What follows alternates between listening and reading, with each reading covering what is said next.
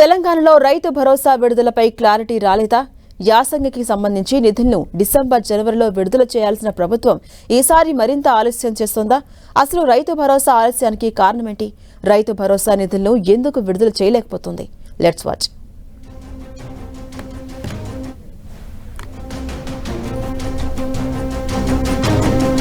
తెలంగాణ ప్రభుత్వం రైతులకు ఆర్థిక సాయం కింద అమలు చేస్తున్న రైతు భరోసా నిధుల విడుదల ఇంకా ఆలస్యమవుతోంది. పంట సాగుకు సహాయంగా అందించే రైతు భరోసా డబ్బుల కోసం రైతులకు ఎదురుచూపులు తప్పడం లేదు.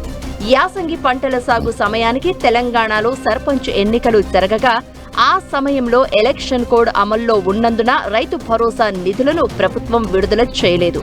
దాని తర్వాత మున్సిపల్ ఎన్నికలు రావడంతో ఎలక్షన్లు పూర్తయ్యాక రైతు భరోసా నిధులు విడుదల చేస్తామని సీఎం రేవంత్ బహిరంగంగానే ప్రకటించారు. పంట చేతికొచ్చే సమయం వచ్చినా ఇంకా రైతు భరోసా నిధులు విడుదల చేయకపోవడంతో రైతులు ఆందోళన చెందుతున్నారు.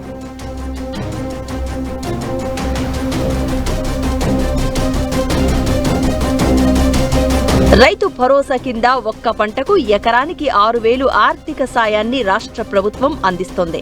ఎన్నికల సమయంలో రైతు భరోసా పథకం కింద ఎకరానికి 15,000 ఆర్థిక సహాయం అందిస్తామని కాంగ్రెస్ హామీ ఇచ్చింది. ప్రస్తుతం ఎకరానికి 12,000 ఆర్థిక సాయం అందిస్తోంది. కాంగ్రెస్ పార్టీ ప్రభుత్వం ఏర్పడ్డాక 3 సార్లు రైతు భరోసా నిధులు విడుదల చేశారు.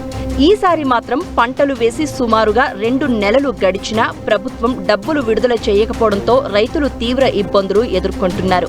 రైతు భరోసా నిధులు రాకపోవడంతో ఎరువులు, విత్తనాలు కొనుగోలు చేయడానికి రైతులు అప్పులు చేయాల్సి వస్తుంది.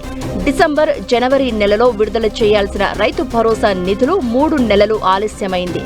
ఇప్పటికైనా రైతుకు సాయం అందిస్తారా లేదా అనేది ప్రశ్నార్థకంగానే మారింది.